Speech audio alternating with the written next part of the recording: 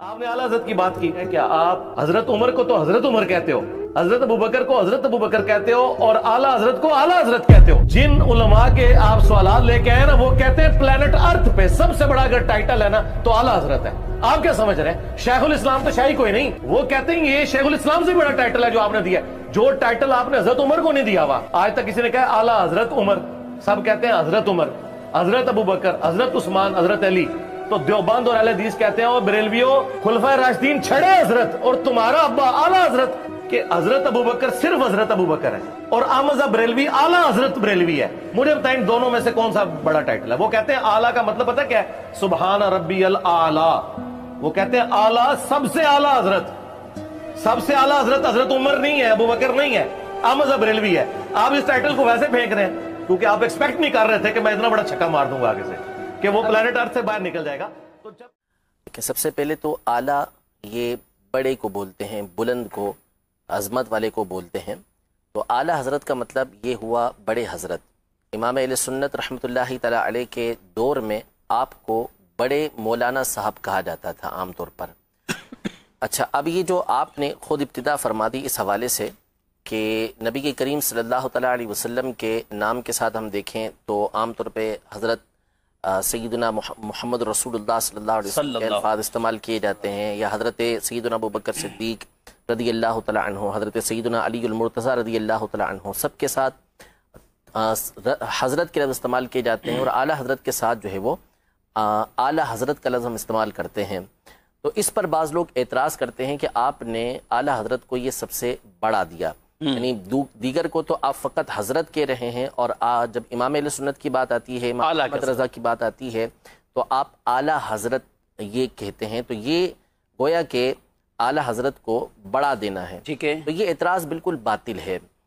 اصل یہ ہے کہ اول تو میں آپ کو اس کے کچھ الزامی جوابات عرض کر دوں کہ ایسے الفاظ جو ہوتے ہیں وہ عمومی طور پہ لقب کے طور پہ استعمال ہوتے ہیں، ٹھیک ہے؟ اور جب لقب استعمال ہوتا ہے تو اس میں اس کے یہ نہیں ہوتا کہ استغراقی، یعنی اس کے تمام افراد یہاں پر مراد ہوں، بلکہ ایک مخصوص طبقہ وہاں پر مراد ہوتا ہے۔ اس کی مثال لیجئے، مثال کے طور پر حضرت سیدنا حسن مجتبی رضی اللہ تعالیٰ عنہ، جو نبی کریم صلی اللہ تعالیٰ علیہ وسلم کے نواسے ہیں اور جنتی نوجوانوں کے سردار ہیں، لیکن جب ہم ان کا نام لیتے ہیں تو ہم کہتے ہیں سیدنا امام حسن مجتبی، ٹھیک ہے؟ امام حسین رضی اللہ تعالیٰ عنہ، صحیح، شہید کربلا، جنتی نوجوانوں کے سردار ہیں، لیکن کیا کہا جاتا ہے؟ امام حسین، ٹھیک ہے؟ امام محمد باقر رضی اللہ تعالیٰ عنہ اہل بیت اطہار میں سے ہیں، امام اعظم کے اساتذہ میں سے ہیں۔ امام جعفر صادق اہل بیت اطہار میں سے ہیں، امام اعظم کے اساتذہ میں سے ہیں۔ امام حسن بصری، امام ابن سیرین، امام مالک، امام شافعی، امام احمد بن حنبل۔ آپ تابعین کے نام کے ساتھ چلتے چلے جائیں کہ اکابر تابعین جو ہیں یا تبع تابعین جو ہیں یا ان کے بعد کے افراد ہیں تو ان کے ساتھ ہم بولتے ہیں امام۔ لیکن جب بات آتی ہے نعمان بن ثابت رحمۃ اللہ تعالی علیہ، ابو حنیفہ رحمۃ اللہ تعالی علیہ، تو ان کے نام کے ساتھ ہم بولتے ہیں امام اعظم۔ اعظم اور اعلیٰ کا معنی ایک ہی ہے، یعنی بڑے امام۔ تو اب کوئی یہ اعتراض کرے کہ یار آپ نے تو امام اعظم کو امام حسن مجتبی سے بڑھا دیا، امام حسین سے بڑھا دیا، حالانکہ ایسا کوئی بھی نہیں کہتا، ٹھیک ہے؟ یہ ایک مثال ہو گئی علمی اعتبار سے۔ اب مثال کے طور پر ایک اور مثال دنیاوی اعتبار سے، ہمارے جو قائد ہیں، ہمارے رہنما، سب سے بڑے رہنما کون ہیں؟ نبی کریم صلی اللہ تعالیٰ علیہ وسلم کی ذات گرامی۔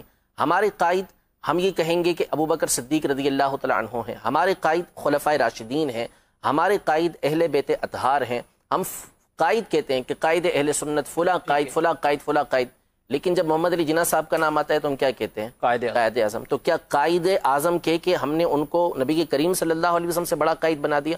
ہرگز ایسا نہیں۔ تو اصل یہ ہے کہ یہ جو لقب ہوتے ہیں، اس طرح کے جو الفاظ ہوتے ہیں، ان کو بولتے ہیں کہ یہ امور نسبیہ میں سے ہیں۔ امور نسبیہ کا مطلب یہ ہوتا ہے، جیسے مثال کے طور پر میں یہ کہوں کہ سب سے بڑے عالم جو ہے سجاد بھائی، مفتی سجاد صاحب ہیں، ٹھیک ہے؟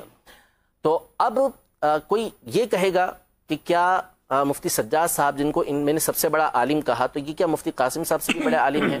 ظاہر سی بات ہے کہ ہم میں سے کوئی بھی نہیں کہے گا کہ مفتی قاسم صاحب سے بڑے عالم ہیں، بلکہ اس کا مطلب کیا ہوا کہ ہم جو یہاں پر افراد موجود ہیں، ہم میں سب سے بڑھ کر علم کے اندر یہ ہیں۔ تو اس کا مطلب یہ ہے کہ اس طرح کے القابات جب استعمال ہوتے ہیں تو مخصوص طبقہ، مخصوص دائرہ یہ مراد ہوتا ہے۔ تو اعلیٰ حضرت امام اہل سنت رحمۃ اللہ تعالیٰ علیہ کے لیے جب یہ لفظ استعمال کیا جاتا ہے تو اس کا مطلب یہ ہوتا ہے کہ آپ اپنے زمانے کے افراد اور اپنے مابعد کے افراد کے اوپر فوقیت رکھتے ہیں، اپنے بعد والے افراد کے اوپر آپ فائق ہیں، بلند ہیں ان سے، علم کے اندر، تقوی کے اندر، عشق کے اندر، ان تمام چیزوں میں اللہ نے آپ کو بلندی عطا فرمائی تھی، اس لیے علماء نے آپ کو اعلیٰ حضرت کا یہ لقب دیا۔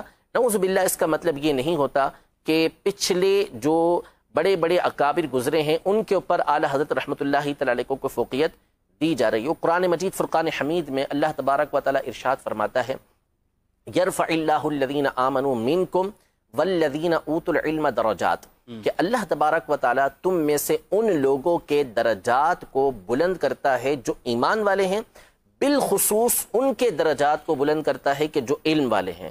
تو امام اہل سنت علم کے اندر اپنے زمانے کے اندر سب سے فائق تھے، اس اعتبار سے بھی آپ کے درجات کی دوسروں سے بلند۔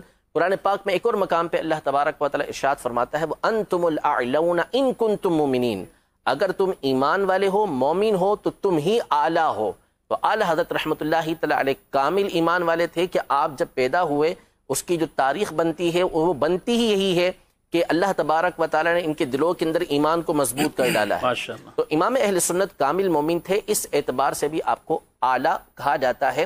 تو نعوذ باللہ اس کا مطلب یہ نہیں کہ آپ پچھلوں سے بھی یعنی جو اکابر تابعین ہیں، جو صحابہ کرام علیہم رضوان ہیں، ان سے بھی اعلیٰ ہوں، ایسا نہیں، بلکہ اپنے ایک دائرے کار کے اندر اپنے بعد والوں کے اوپر آپ کو یہ الفاظ، یہ لفظ جب بولے جاتا ہے تو ان میں بلندی مراد ہوتی ہے، اور لقب جب دیے جاتے ہیں نا تو لقب سے ایک مخصوص شخصیت مراد ہوتی ہے، اس میں استغراق یعنی تمام کے تمام کو گھیر لینا یہ مراد نہیں ہوا۔